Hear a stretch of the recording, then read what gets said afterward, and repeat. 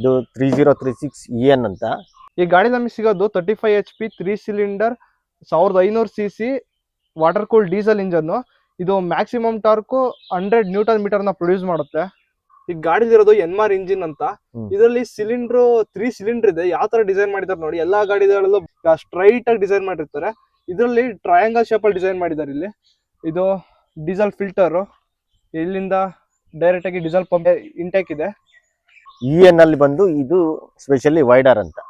Wider ಏನಂದ್ರೆ ಮುಂದ್ಗಡೆ axle width extra ಸ್ವಲ್ಪ ಜಾಸ್ತಿ ಬರುತ್ತೆ.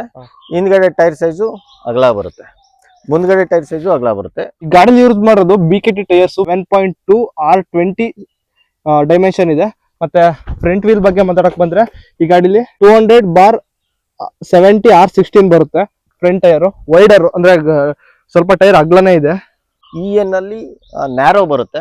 ನ್ಯಾರೋನಲ್ಲಿ ಟೈರ್ ಸೈಜ್ ಚಿಕ್ಕದು ಬರುತ್ತೆ, ಮತ್ತೆ ಫ್ರಂಟ್ ಆಕ್ಸೆಲ್ ಫುಲ್ ಕಡಿಮೆ ಬರುತ್ತೆ. ಕಟಿಂಗ್ ರೇಡಿಯಸ್ ಇದಕ್ಕಿಂತ ತುಂಬಾ ಕಡಿಮೆ ಜಾಗದಲ್ಲಿ ಟರ್ನ್ ಆಗುತ್ತೆ. ಇದು ಸ್ವಲ್ಪ ರೇಡಿಯಸ್ ಜಾಸ್ತಿ ಬೇಕು. ಈ ಗಾಡಿಲಿ ಟರ್ನಿಂಗ್ ರೇಡಿಯಸ್ 2.5 ಇಂದ 2.6 ಮೀಟರ್ಸ್ ಇದೆ ವಿತ್ ಸಿಂಗಲ್ ಬ್ರೇಕ್ಸ್. ವೈಡರ್ ಬರುತ್ತೆ, ಮತ್ತೆ ಆಕ್ಸೆಲ್ ವೈಡ್ ಬರುತ್ತೆ. ಇದಕ್ಕೂ ಒಂದ್ ಅಡಿ ವೈಡನ್ ಬರುತ್ತೆ ಫ್ರಂಟ್ ಆಕ್ಸೆಲ್.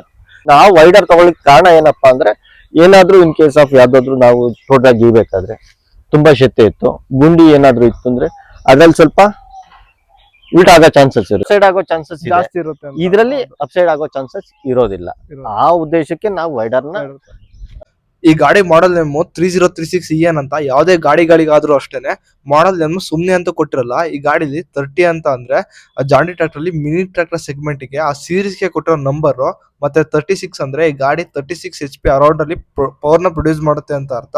ಮತ್ತೆ EN ಅಂತಂದ್ರೆ E ಅಲ್ಲಿ ಎಕಾನಮಿ ಅಂತ, ಅಂದ್ರೆ ಡೀಸೆಲ್ ಕನ್ಸಂಪ್ಷನ್ ಕಡಿಮೆ ಇರೋದ್ರಿಂದ ಗಂಟೆಗೆ 2 ರಿಂದ 2.5 ಲೀಟರ್ ಮಾತ್ರ ಡೀಸೆಲ್ ನ ಕನ್ಸಂಪ್ಷನ್ ಮಾಡುತ್ತೆ. ಅದಕ್ಕೋಸ್ಕರ ಎಕಾನಮಿ ಅಂತ ಕೊಟ್ಟಿದ್ದಾರೆ. ಮತ್ತೆ ನ್ಯಾರೋ ಅಂತ ಅಂದ್ರೆ ಚಿಕ್ಕ ಜಾಗದಲ್ಲೂ ರೋಟಾವೇಟರ್ ಮತ್ತೆ ಗೇಮೆ ಬೇಸಾಯ ಯಾವ್ದು ಬೇಕಾದ್ರೂ ಹೊಡಿಬಹುದು, ಅದಕ್ಕೋಸ್ಕರ ನ್ಯಾರೋ ಅಂತ ಕೊಟ್ಟಿದ್ದಾರೆ. ಬಾನೆಟ್ ಓಪನ್ ಮಾಡಕ್ಕೆ ಇಲ್ಲಿ ನಾಬ್ನ ಕೊಟ್ಟಿದ್ದಾರೆ. ಈ ತರ ಪುಲ್ ಮಾಡಿ ಒಂದ್ ಸೆಕೆಂಡ್. ಮೇಜರ್ ಆಗಿ ರೇಡಿಯೇಟರ್ ಗಳು ಏನಂತಂದ್ರೆ ಇಂಜಿನ್ ಕೂಲಿಂಗ್ ಸಿಸ್ಟಮ್ ಅಲ್ಲಿ ಹೆಲ್ಪ್ ಮಾಡುತ್ತೆ. ಇದರಲ್ಲಿ ಕೂಲೆಂಟ್ ಬಂದು ಸ್ಟೋರ್ ಆಗಿ, ಈಗ ಇಂಜಿನ್ಗೆ ಕೂಲೆಂಟ್ ಹೋಗಿದ್ದು ಮತ್ತೆ ವಾಪಸ್ ಬಂದು ಇಲ್ಲಿ ಕೂಲ್ ಆಗಿ ಮತ್ತೆ ಅದೇ ತರ ಸರ್ಕ್ಯುಲೇಟ್ ಆಗ್ತಿರುತ್ತೆ. ಅದರಿಂದ ಇಂಜಿನ್ ಕೂಲ್ ಆಗಿರೋಕೆ ಹೆಲ್ಪ್ ಮಾಡುತ್ತೆ ರೇಡಿಯೇಟರ್. ಇದನ್ನ ಪ್ರಾಬ್ಲಮ್ ಬರ್ದಂಗೆ ನೋಡ್ಕೊಂಡ್ರೆ ಇಂಜಿನ್ ಅಂತೂ ಕ್ವಾಲಿಟಿ ಚೆನ್ನಾಗಿರುತ್ತೆ, ಮತ್ತೆ ಯಾವ ತರ ಪ್ರಾಬ್ಲಮ್ಸ್ ಬರಲ್ಲ. ಇಲ್ಲಿ ಸೈಲೆನ್ಸರ್ ಮಫ್ಲರ್ ಇಲ್ಲಿ ಒಳಗಡೆನೆ ಇದೆ. ಇದು ಕೂಲೆಂಟ್ ಕಂಟೈನರ್ ಇದು ರೇಡಿಯೇಟರ್ ಇಂದ ಹಿಂದೆನೆ ಕೊಟ್ಟಿದ್ದಾರೆ. ಮತ್ತೆ ಇದು ಕೂಲೆಂಟ್ ಇಂಟೇಕ್ ಇಲ್ಲಿಗೆ, ಮತ್ತೆ ಅಂದ್ರೆ ರೇಡಿಯೇಟರ್ಗೆ ಮತ್ತೆ ಕೂಲ್ ಆಗಿ ಮತ್ತೆ ಇಂಜಿನ್ಗೆ ಸಪ್ಲೈ ಇರುತ್ತೆ. ಇವತ್ತು ನಾನು ಈ ಗಾಡಿ ವಿಡಿಯೋ ಮಾಡೋಕ್ಕೋಸ್ಕರ ಬೆಂಗಳೂರಿಂದ ತುಮಕೂರು ಡಿಸ್ಟಿಕ್ ಅಲ್ಲಿರೋ ನಿಟ್ಟೂರು ಕಡಬ ಅನ್ನೋ ಊರಿಗೆ ಬಂದಿದ್ದೀನಿ. ಆಲ್ಮೋಸ್ಟ್ ನಾನು ಟ್ರೈನ್ ಬಸ್ಸಿಗೆ ಬಂದಿರೋದ್ರಿಂದ 90-95 ಕಿಲೋಮೀಟರ್ಸ್ ಆಗುತ್ತೆ. ಈ ತರ ಕಾಲೇಜ್ ರಜೆ ಇದ್ದಾಗ ಬಂದು ವಿಡಿಯೋ ಮಾಡ್ಕೊಂಡು ಹೋಗ್ತೀನಿ, ಮತ್ತೆ ಎಡಿಟ್ ಮಾಡಿ ಅಪ್ಲೋಡ್ ಮಾಡ್ತೀನಿ. ಜೀವನದಲ್ಲಿ ಏನಾದ್ರು ಸಾಧನೆ ಮಾಡ್ಬೇಕು ಅಂತಲೇ ರಿಸ್ಕ್ ತಗೊಂಡಿರೋದು, ಸಾಧನೆ ಮಾಡೇ ಮಾಡ್ತೀನಿ. ಸಪೋರ್ಟ್ ಮಾಡಿ. ಗಾಡಿ ನಮಗೆ ಸಿಗೋದು dual element air filter. Dual element ಅಂತಂದ್ರೆ ಈಗ 2 ಏರ್ ಫಿಲ್ಟರ್ ಇರುತ್ತೆ. ಇದು ದೊಡ್ಡದೇನಂತಂದ್ರೆ ಈಗ ದೊಡ್ಡ ಡಸ್ಟ್ ನ ಇದರಲ್ಲಿ ಪ್ಯೂರಿಫೈ ಮಾಡಿದ್ರೆ, ಮತ್ತೆ ಚಿಕ್ಕ ತೀರಾ ಸಣ್ಣ ಧೂಳೆಲ್ಲ ಇದ್ರಲ್ಲಿ ಪ್ಯೂರಿಫೈ ಆಗಿ ಇಂಜಿನ್ಗೆ ಏರ್ ಇಂಟೇಕ್ ಡೈರೆಕ್ಟ್ ಆಗಿರುತ್ತೆ. ಡ್ರೈ ಏರ್ ಫಿಲ್ಟರ್ ನ ಕ್ಲೀನ್ ಮಾಡ್ಕೊಂತಿದ್ರೆ ಯಾವ್ದೇ ತರ ಪ್ರಾಬ್ಲಮ್ ಇರಲ್ಲ. ಇಂಜಿನ್ ಪಿಕಪ್ ಸಖತ್ತಾಗಿರುತ್ತೆ. ಡ್ರೈ ಏರ್ ಫಿಲ್ಟರ್ ಅಲ್ಲಿ ಆಕ್ಚುಲಿ ಇಂಜಿನ್ ಪಿಕಪ್ ಅಂತೂ ಸಖತ್ತಾಗೇ ಇರುತ್ತೆ ಗುರು. ವೈಡರ್ ಅಲ್ಲಿ ಏನಾಗುತ್ತೆ ಅಂದ್ರೆ ಟೈರ್ ಸೈಜ್ ಅಗಲ ಇರೋದ್ರಿಂದ, ಫ್ರಂಟ್ ಟೈರ್ ಅಗಲ ಇರೋದ್ರಿಂದ ಗ್ರಿಪ್ಪಿಂಗ್ ಜಾಸ್ತಿ ಇರುತ್ತೆ. ಯಾವ್ದೇ ಕಾರಣಕ್ಕೂ ರೋಲ್ ಆಗೋದಿಲ್ಲ, ಗಾಡಿ ನುಗ್ತಾ ಇರುತ್ತೆ ಸುಮ್ನೆ. ಎಳ್ಕೊಂಡು ಹೋಗ್ತಾ ಇರುತ್ತೆ. ಏನೇ ಲೋಡ್ ಕೊಟ್ರು ಗಾಡಿ ಎಳ್ಕೊಂಡು ಹೋಗುತ್ತೆ, ರೋಲ್ ಆಗೋ ಚಾನ್ಸಸ್ ಎಲ್ಲೂ ಇರಲ್ಲ. ಈ ಗಾಡಿ ನಮಗೆ ಲಿಫ್ಟಿಂಗ್ ಕೆಪಾಸಿಟಿ 910 kg ಅಂದ್ರೆ 910 kg ಬರುತ್ತೆ. ಇನ್ನ ಇದು 36 HP ಸ್ವಲ್ಪ ಕಡಿಮೆ ಆಯ್ತು ಅನ್ಸುತ್ತೆ. 1200 ಕೊಟ್ಟಿದ್ರೆ ಕರೆಕ್ಟ್ ಆಗಿ. ಗಾಡಿಗೆ ಕೆಪಾಸಿಟಿ ಇದೆ, ಲಿಫ್ಟಿಂಗ್ ಕೆಪಾಸಿಟಿ ಕಡಿಮೆ ಇದೆ. ಹೌದು. ಇನ್ನ ಇದು ಇಂಡಿಕೇಟರ್ಸ್. ಹಿಂದ್ಗಡೆ ಏನಾದ್ರು ಈಗ ಬೇಸಾಯ ಹೊಡಿತೀನಿ, ರಾತ್ರಿ ಹೊತ್ತು ನಾನು ಬೇಸಾಯ ಹೊಡಿತೀನಿ ಅಂತಂದ್ರೆ ಲೈಟ್ ಕೊಟ್ಟಿದ್ದಾರೆ. ಇದು ಇಂಜಿನ್ ಸ್ಟಾರ್ಟರ್, ಇದು ಆಲ್ಟರ್ನೇಟರ್, ಮತ್ತೆ ಬ್ಯಾಟರಿನ ಚಾರ್ಜ್ ಮಾಡಕ್ಕೆ, ಇದು ಇಂಜಿನ್ ನ ಸ್ಟಾರ್ಟ್ ಮಾಡಕ್ಕೆ. ಇಲ್ಲಿ ಇದು ಹೈಡ್ರಾಲಿಕ್ ಪಂಪ್ ಬರುತ್ತೆ. ಇದು ಹೈಡ್ರಾಲಿಕ್ ಆಯಿಲ್ ಫಿಲ್ಟರ್. ಇದರಲ್ಲಿ ಲಿಫ್ಟಿಂಗ್ ಕೆಪಾಸಿಟಿ ಆಗ್ಲೇ ಹೇಳ್ದಂಗೆ 910 kg ಇರುತ್ತೆ. ಇಲ್ಲಿ ರೇಡಿಯೇಟರ್ಗೆ ಮುಂದ್ಗಡೆ ಮೆಶ್ನ ಕೊಟ್ಟಿದ್ದಾರೆ. ಅಂತಂದ್ರೆ ಈಗ ಕಸ ಕಡ್ಡಿ, ದೊಡ್ಡ ಕಸ ಕಡ್ಡಿ ಎಲ್ಲ ಇದ್ರಲ್ಲಿ ಪ್ಯೂರಿಫೈ ಆಗುತ್ತೆ. ಇದರಿಂದ ಈಗ ರೇಡಿಯೇಟರ್ನ ನೀಟಾಗಿ ಮೇಂಟೈನ್ ಮಾಡಿದ್ದಾರೆ. ಯಾವುದೇ ತರದ್ದು ಫೋಲ್ಡ್ ಆಗ್ಲಿ ಏನಾಗ್ಲಿ ಏನೂ ಇಲ್ಲ, ಕ್ಲೀನ್ ಮಾಡಿದ್ದಾರೆ. ಈ ತರ ಕ್ಲೀನ್ ಇಟ್ಕೊಂಡ್ರೆ ಇಂಜಿನ್ ಬಾಳಿಕೆನೂ ಚೆನ್ನಾಗಿರುತ್ತೆ, ಯಾವುದೇ ಕಂಪ್ಲೇಂಟ್ಸ್ ಇರಲ್ಲ, ಇಂಜಿನ್ ಪಿಕಪ್ ಚೆನ್ನಾಗಿರುತ್ತೆ. 4 wheel drive 2 wheel drive converter. ಮೇಲ್ಗಡೆ ಎತ್ತಿದ್ರೆ 4 ವೀಲ್ ಡ್ರೈವ್ ಆನ್ ಆಗುತ್ತೆ, ಕೆಳಗಡೆ ಇದ್ರೆ 2x2 ಅಲ್ಲಿ ಇರುತ್ತೆ. ಮೇಲ್ಗಡೆ ಎತ್ತಿದ್ರೆ ಈಗ 4x4 ಕನ್ವರ್ಟ್ ಆಯ್ತು. ಚೈನ್ ಕೊಟ್ಟಿದ್ದಾರೆ, ಯಾವ್ದೇ ಕಾರಣಕ್ಕೂ ಕ್ಯಾಪ್ ಉದ್ರೋಗೋದಾಗ್ಲಿ ಮತ್ತಿರ್ಗ ಹೋಲ್ಡ್ ಮಾಡಿ ಇಟ್ಕೋಬೇಕು ಬಿದೋಗುತ್ತೆ ಅನ್ನೋ ಚಾನ್ಸಸ್ ಇರಲ್ಲ. ಇನ್ ಬಿಲ್ಟ್ ಚೈನ್ ಕೊಟ್ಟಿದ್ದಾರೆ. ಕ್ಲೋಸ್ ಮಾಡ್ಬಿಟ್ಟು ಮಾಮೂಲಿ ಕಾರಲ್ಲಿ ಯಾವ ತರ ಕ್ಲೋಸ್ ಮಾಡ್ತೀವೋ ಆ ತರ ಕ್ಲೋಸ್ ಮಾಡ್ಬಿಟ್ಟು ಟಕ್ ಟಕ್ ಅಂತಂದ್ರೆ ಕೀ ಕ್ಲೋಸ್ ಮಾಡಿದ್ರೆ ಕ್ಲೋಸು. ಮತ್ತಿರ್ಗ ರೊಟೇಟ್ ಆಗುತ್ತೆ ಹೊರತು ಯಾವ್ದೇ ಕಾರಣಕ್ಕೂ ಓಪನ್ ಆಗಲ್ಲ, ಟೈಟು ಆಗಲ್ಲ. ಇದು ಮೈಲೇಜ್ ಎಲ್ಲ ಎಷ್ಟು ಬರುತ್ತೆ? ಮೈಲೇಜ್ ಇದು ಬಂದು ನೋಡಿ 3036 ಏನು, ಇದು 36 HP ಆಗಿರೋದ್ರಿಂದ ಇದು ಸ್ವಲ್ಪ ಡೀಸೆಲ್ ಕನ್ಸಂಪ್ಷನ್ ಕಡಿಮೆ ಬರುತ್ತೆ. ನಾವು ಏನ್ ಯೂಸ್ ಮಾಡ್ತೀವಿ ನೇಗ್ಲಲ್ಲೆಲ್ಲ ಕಡಿಮೆನೆ ಕುಡಿಯುತ್ತೆ, ಒಂದ್ ಎರಡು ಗಂಟೆಗೆ 2 ಲೀಟರ್ ಒಳಗಡೆನೆ ಕುಡಿಯುತ್ತೆ ನೇಗ್ಲಿಗೆ. ಇನ್ ಕೇಸ್ ಆಫ್ ರೋಟ್ರ್ ಹಾಕ್ತೀವಿ ಅಂದ್ರೆ ರೋಟ್ರಲ್ಲಿ ಏನಾಗುತ್ತೆ ಅಂದ್ರೆ ನೆಲದ ಮೇಲೆ ಡಿಪೆಂಡ್ ಇರುತ್ತೆ. 1000 RPM ಇಟ್ಟಿದೀವಿ. 1000 RPM ಇಟ್ಟಿದ್ದಾಗ ಸ್ಪೀಡ್ ಜಾಸ್ತಿ ಇರುತ್ತೆ. ಆಮೇಲೆ ನೆಲದಲ್ಲಿ ನಾವು ಗರಿ ಎಡಮಟ್ಟೆ ಮತ್ತೊಂದು ಏನು ತೆಗಿಯೋದಿಲ್ಲ, ಎಲ್ಲ ಪುಡಿ ಆಗುತ್ತೆ. ಆವಾಗ ನೆಲ ಹಾಡಿದ್ದು ಗರಿ ಎಡಮಟ್ಟೆ ಏನಾದ್ರು ಜಾಸ್ತಿ ಇತ್ತು ಅಂದ್ರೆ ಡೀಸೆಲ್ ಕನ್ಸಂಪ್ಷನ್ ಮಾಮೂಲಿ ಸ್ವಲ್ಪ ಜಾಸ್ತಿನೇ ತಗೊಳುತ್ತೆ, 2.5 ತನಕಲ್ಲೂ ತಗೊಳುತ್ತೆ. ಚೆನ್ನಾಗಿದೆ, ಪರ್ಫಾರ್ಮೆನ್ಸ್ ಚೆನ್ನಾಗಿದೆ. ಪ್ರಾಬ್ಲಮ್ಸ್ ಇದ್ರಲ್ಲಿ ಮೇಜರ್ ಪ್ರಾಬ್ಲಮ್ಸ್ ನನ್ನಲ್ಲಿ ಕಂಡು ಬಂದಿದ್ದೇನು ಅಂದ್ರೆ, ನಾನು ತಂದು ಹೊಸದ್ರಲ್ಲಿ ನನಗೆ ಸೆನ್ಸಿಂಗ್ ಪ್ರಾಬ್ಲಮ್ ಬಂತು. ಹೈಡ್ರಾಲಿಕ್ ಸೆನ್ಸಿಂಗ್ ಪ್ರಾಬ್ಲಮ್ ಬಂತು. ಬಟ್ ಶೋರೂಮ್ ಅಲ್ಲಿ ಆಗ್ಲಿ ಕಂಪ್ನಿಯವರಾಗ್ಲಿ ಬೆಸ್ಟ್ ಕೆಲಸ ಮಾಡ್ಕೊಡ್ತಾರೆ. ಅದ್ರಲ್ಲಿ ಅಂದ್ರೆ ಈಗ ಸರ್ವಿಸ್ ಎಲ್ಲ ತುಂಬಾ ಚೆನ್ನಾಗಿರುತ್ತೆ, ಯಾವ್ದೇ ಆದಂತ ಅದ್ರಲ್ಲಿ ಡೌಟ್ ಇಲ್ಲ. ಇನ್ ಕೇಸ್ ಆಫ್ ಏನೇ ಆಗಿದ್ರೆ ಒಂದ್ಸಲ ಚೇಂಜ್ ಮಾಡಿಕೊಟ್ರು. ಅದು ಪ್ರಾಬ್ಲಮ್ ಏನಂದ್ರೆ, ನಾವು ಈಗ ಹೊಸ ಗಾಡಿ ತಗೊಂಡಿರ್ತೀವಿ, ಇದ್ರದ್ದು ಕೆಪಾಸಿಟಿ ಏನು, ಇದ್ರದ್ದು ಪರ್ಫಾರ್ಮೆನ್ಸ್ ಏನು ಅಂತ ಗೊತ್ತಿರಲ್ಲ. ನಾವು ದೊಡ್ಡ ಗಾಡಿನಲ್ಲಿ ಹೊಡೆದಂಗ್ ಹೊಡಿತೀವಿ, ಯಾವ್ದೋ ಒಂದು ಗೇರ್ಗೆ ಅಲ್ಲ ತೆಂಗಿನ ಮರದ ಬೇರ್ಗೋ ಕಲ್ಗೋ ಕೊಟ್ಬಿಟ್ಟು ಪವರ್ ಜಾಸ್ತಿ ಇರೋದ್ರಿಂದ ಏನಾಗುತ್ತೆ ಇಳಿಯುತ್ತೆ. ಅವಾಗ ಏನಾಗುತ್ತೆ ಒಳಗಡೆ ಏನಾದ್ರು ಕಟ್ ಆಗೋ ಚಾನ್ಸಸ್ ಇರುತ್ತೆ. ಆ ತರ ಆಗಿದೆ, ಅದೊಂದು ಪ್ರಾಬ್ಲಮ್ ಆಗಿದೆ. ಅದು ಬಿಟ್ರೆ ಬೇರೆ ಏನು ಪ್ರಾಬ್ಲಮ್ಸ್ ನಮ್ಮಲ್ಲಿ ಕಂಡು ಬಂದಿಲ್ಲ, ಯಾವ್ದೇ ಗಾಡಿನಲ್ಲೂ ಬಂದಿಲ್ಲ ಇನ್ನು. ಅದೊಂದೇ ಪ್ರಾಬ್ಲಮ್. ಆಮೇಲೆ ಲೋಡಿಂಗ್ ಪರ್ಫಾರ್ಮೆನ್ಸ್ ಹೋದ್ರೆ ನೋಡಿ, ಈ ದೊಡ್ಡ ಟ್ರೈಲರ್ ಹಾಕಿದ್ದೀನಿ. ಇದು ಬಂದು ನಮ್ದು HMT ಗಾಡಿ ಇದೆ ಹಳೇದು, ಆ ಗಾಡಿಗೆ use ಮಾಡ್ತಿತ್ತಂತ trailer.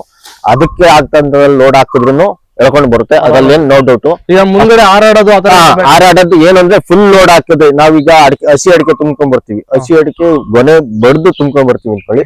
Full top load ಹಾಕಿದಾಗ ನಾರ್ಮಲ್ ರೋಡಲ್ಲಿ ಏನು ಹಾರಾಡಲ್ಲ, ಏನಾದ್ರೂ ಹಳ್ಳ ಸಿಕ್ಕಿದ್ರೆ ಸ್ವಲ್ಪ ಹಾರಾಡುತ್ತೆ, ಬಟ್ ಲೋಡ್ ಬಿಡಲ್ಲ, ಏನೇ ಆದ್ರೂ ಲೋಡ್ ತೊಗೊಳುತ್ತೆ.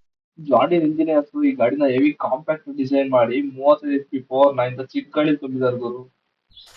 ಈ ಗಾಡಿದ ಏನಂತಂದ್ರೆ, ಈಗ ಸಿಟ್ಟಿಂಗ್ ಕಂಫರ್ಟ್ ಸ್ವಲ್ಪ ಕಡಿಮೆನೇ ಇದೆ. ಯಾಕೆಂತಂದ್ರೆ ಈಗ ಸಸ್ಪೆನ್ಷನ್ ಇಲ್ಲ, ಸೀಟು ಫೋಲ್ಡ್ ಮಾಡ್ಬೋದು, ಸ್ಪ್ರಿಂಗ್ ಇದೆಲ್ಲ ಅಷ್ಟರಲ್ಲೇ ಆಕ್ಷನ್ ಆಗ್ಬೇಕು. ಹಾಗಾಗಿ ಸ್ವಲ್ಪ ಇದ್ರಲ್ಲಿ ಡಿಫೆಕ್ಟ್ ಏನಂದ್ರೆ ಇದೊಂದಿದೆ, ಸ್ವಲ್ಪ ಕುಕ್ಕುತ್ತೆ, ಎತ್ತಾಕುತ್ತೆ. ಏನು ರನ್ನಿಂಗ್ ಅಲ್ಲಿ, ಗೇಮಿನಲ್ಲಿ ಏನು ಗೊತ್ತಾಗಲ್ಲ, ರನ್ನಿಂಗ್ ಅಲ್ಲಿ ಸ್ವಲ್ಪ ಕುಕ್ಕುತ್ತೆ. ಗಾಡಿ ನಮಗೆ ಸಿಗೋದು ಸಿಂಗಲ್ ಕ್ಲಚ್ ಆಪ್ಷನ್. ಈ ಗಾಡಿಲಿ RPM ಮೀಟರ್ ಬರುತ್ತೆ, ಇಲ್ಲಿ ಓಡೋಮೀಟರ್ ಬರುತ್ತೆ, ಇದು ಫ್ಯೂಯಲ್ ಗೇಜು, ಇದು ಟೆಂಪರೇಚರ್ ಗೇಜು. ಸ್ಟೇರಿಂಗು, ವೀಲ್ ಬೇಸು ಅಂದ್ರೆ ಯಾವ ತರ ಇರಬೇಕು ಕರೆಕ್ಟಾಗಿ ಪರ್ಫೆಕ್ಟ್ ಆಗಿದೆ. ಇದು ಶಟಲ್ ಶಿಫ್ಟರು, ಮತ್ತೆ ಇದು ಫಾರ್ವರ್ಡ್, ಮೇಲ್ ಮಾಡಿದ್ರೆ ಫಾರ್ವರ್ಡ್, ಮತ್ತೆ ಹಿಂದ್ಗಡೆ ಮಾಡಿದ್ರೆ ರಿವರ್ಸ್ ಬರುತ್ತೆ. ಈ ಗಾಡಿಲಿ ಇಂಜಿನ್ ಸ್ಟಾಪ್ ಮಾಡಕ್ಕೆ ಲಿವರ್ ಇಲ್ಲ, ಕೀ ಎಲ್ಲ ಸ್ಟಾಪ್ ಮಾಡ್ಬೋದು. ಇದು headlight on and off switch. ಇದು RPM ಕಂಟ್ರೋಲರು, RPM ನ ಕಾನ್ಸ್ಟೆಂಟ್ RPM ಆಗಿ ಸೆಟ್ ಮಾಡಕ್ಕೆ ಏನಾದ್ರು ಗೇಮೇ ಮಾಡ್ಬೇಕಾದ್ರೆ ಸೆಟ್ ಮಾಡಬೇಕೆ ಇದನ್ನ ಯೂಸ್ ಮಾಡ್ತಾರೆ. ಇದು emergency light. Accelerator pedal leg room ಇಂದ ಒಳಗಡೆ ಬರುತ್ತೆ. ಈ ಗಾಡಿಲಿ ಯೂಸ್ ಮಾಡಿರೋದು oil immersed multi disc brakes ಸಖತ್ತಾಗಿದೆ, ಕಂಡೀಷನ್ ಆಗಿದೆ ಗುರು. ಮತ್ತೆ ಇದು ಹ್ಯಾಂಡ್ ಬ್ರೇಕ್ ಲಿವರು, ಬ್ರೇಕ್ ನ ಪ್ರೆಸ್ ಮಾಡಿ ಇದನ್ನ ಮೇಲ್ಗಡೆ ಲಿಫ್ಟ್ ಮಾಡಿದ್ರೆ ಪಾರ್ಕಿಂಗ್ ಅಂತ, ಅಂದ್ರೆ ಹ್ಯಾಂಡ್ ಬ್ರೇಕ್ ಲಾಕ್ ಆಗುತ್ತೆ ನೋಡಿ, ಲಾಕ್ ಆಯ್ತಿದ್ದು. ಮತ್ತೆ ಅದನ್ನ ರಿಮೂವ್ ಮಾಡ್ಬೇಕಂದ್ರೆ ಪ್ರೆಸ್ ಮಾಡಿ ಕೆಳಗಡೆ ಅಮ್ಬೇಕಷ್ಟೇ. ಈ ತರ ಇದು ಮಾಡಿದ್ರೆ ರಿಲೀಸ್ ಆಗುತ್ತೆ. ಇದು ಸೌಂಡ್ ಕೇಳಿಸ್ತಿದ್ಯಾ? ಇದು ಎಲೆಕ್ಟ್ರಾನಿಕ್ ಡೀಸೆಲ್ ಪಂಪ್ ಅಂತ. ಹಳೆ ಗಾಡಿಗಳೆಲ್ಲ ಕೈಯಲ್ಲೇ ಇದು ಡೀಸೆಲ್ ಏನಾದ್ರು ಖಾಲಿಯಾಗಿ ಏರ್ ಗ್ಯಾಪ್ ಇದ್ದಿದ್ರೆ ಅದನ್ನ ರಿಮೂವ್ ಮಾಡೋಕ್ಕೋಸ್ಕರ ಕೈಯಲ್ಲೇ ಪಂಪ್ನ ಹೊಡಿಬೇಕಿತ್ತು. ಆದ್ರೆ ಈ ಗಾಡಿಲಿ ಹೆಂಗೆ ಅಂತ ಅಂದ್ರೆ, ಇದು ಎಲೆಕ್ಟ್ರಾನಿಕ್ ಡೀಸೆಲ್ ಪಂಪ್ ಆಗಿರೋದ್ರಿಂದ ಅದೇ ಏರ್ ಗ್ಯಾಪ್ನ ರಿಮೂವ್ ಮಾಡಿ ಗಾಡಿನ ಅವಾಗಲೇ ಸ್ಟಾರ್ಟ್ ಮಾಡೋ ತರ, ಅಂದ್ರೆ ಈಗ ಸ್ಟಾರ್ಟ್ ಮಾಡಕ್ಕೆ ಈಸಿ ಆಗೋ ತರ ಇದು ಮಾಡುತ್ತೆ. ಮತ್ತೆ ಇನ್ನೊಂದು ಏನ್ ಸಿಸ್ಟಮ್ ಅಂತ ಅಂದ್ರೆ, ಈಗ ಗಾಡಿಗಳನ್ನ ಜಾಸ್ತಿ ದಿವಸ ನಿಲ್ಸಿದ್ರೆ ಇದು ಇಂಜಿನ್ ಎಲ್ಲಾ ಪಾರ್ಟ್ಸಿಗೂ ಆಯಿಲ್ ಬರೀ ಕೆಳಗಡೆ ಸೆಟಲ್ ಆಗಿರುತ್ತೆ. ಇದ್ರಲ್ಲಿ ಆ ತರ ಪ್ರಾಬ್ಲಮ್ ಬರಲ್ಲ. ಯಾಕೆ ಅಂತ ಅಂದ್ರೆ, ಇದರಲ್ಲಿ ಈ ತರ ಪಂಪ್ ಆನ್ ಮಾಡಿದ ಕೂಡಲೇ ಎಲ್ಲ ಪಾರ್ಟ್ಸಿಗೂ, ಅಂದ್ರೆ ಈಗ ಯಾವ್ದಾದ್ರು ಆಯಿಲ್ ಇರಲ್ಲ ಅದಕ್ಕೆಲ್ಲ ಆಯಿಲ್ ಇದಾಗಿ ಇಂಜಿನ್ ಲೈಫ್ ಚೆನ್ನಾಗಿರುತ್ತೆ, ಮತ್ತೆ ಬೇಗ ಸ್ಟಾರ್ಟ್ ಆಗುತ್ತೆ. ಈಗ ಸ್ಟಾರ್ಟಿಂಗ್ ಪ್ರಾಬ್ಲಮ್ ಜಾಸ್ತಿ ನಿಲ್ಸಿದ್ರೆ ಒಂದೊಂದು ಗಾಡಿಲಿ ಬರುತ್ತಲ್ಲ, ಆ ಥರ ಪ್ರಾಬ್ಲಮ್ ಈ ಗಾಡೀಲಿ ಇರಲ್ಲ. ಈ ಗಾಡೀಲಿ ನಮಗೆ ಸಿಗೋದು 16 ಸ್ಪೀಡ್ ಗೇರ್ ಬಾಕ್ಸು. ಇದ್ರಲ್ಲಿ ಯೂಸ್ ಮಾಡಿರೋದು ಸಿಂಕ್ರೋಮೆಶ್ ಗೇರ್ ಬಾಕ್ಸ್ ಯೂಸ್ ಮಾಡಿದ್ದಾರೆ. ಇದು ಗೇರ್ ಶಿಫ್ಟಿಂಗ್ ಮಾತ್ರ ಸಖತ್ ಸ್ಮೂತ್ ಆಗಿದೆ ಗುರು.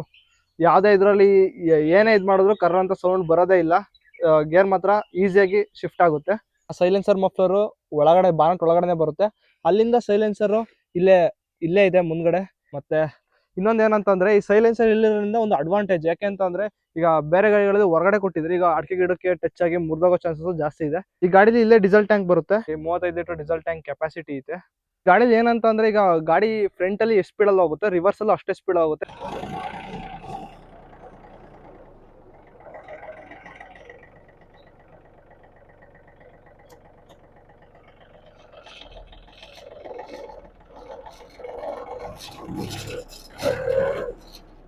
ಮಿನಿಮಮ್ 1.6 ಕಿಲೋಮೀಟರ್ಸ್ ಇಂದ 19 20 ಕಿಲೋಮೀಟರ್ಸ್ ವರೆಗೂ ಸ್ಪೀಡ್ ಇದೆ ಈ ಗಾಡಿದು. ಸ್ಟೇರಿಂಗು ಹೆವಿ ಸ್ಮೂತ್ ಆಗಿದೆ. ಒಂದೇ ಬೆಳಲ್ಲಿ ತಿರುಗಿಸ್ಬೋದು. ಕಾರ್ ಓಡಿಸ್ದಂಗೆ ಆಗುತ್ತೆ ಗುರು, ಜಾನಿ ಟ್ರ್ಯಾಕ್ ಓಡಿಸ್ತಿದ್ರೆ. ಮತ್ತೆ ಹಿಂದ್ಗಡೆ ಇನ್ನೊಂದು ಹೆಂಗ್ ಗೊತ್ತಾ, ಈಗ 36 HP ಇರ್ಬೋದು ಟ್ರ್ಯಾಕರ್, ಆದ್ರೂ ಈಗ ಹೆವಿ ಇಂಪ್ಲಿಮೆಂಟ್ಸ್ ಆಗಲ್ಲ. ಅಂತಂದ್ರೆ ಈಗ ಹಿಂದ್ಗಡೆ ಈ ತರ ವೈಡರ್ ಕೊಟ್ಟಿಲ್ಲ. ದೊಡ್ಡ ಇಂಪ್ಲಿಮೆಂಟ್ಸ್ ಹಾಕಿದ್ರೆ ಏನಂತ ಅಂದ್ರೆ ಸ್ವಲ್ಪ ಟೈರಿಗೆಲ್ಲ ಹೊಡಿಬೋದು.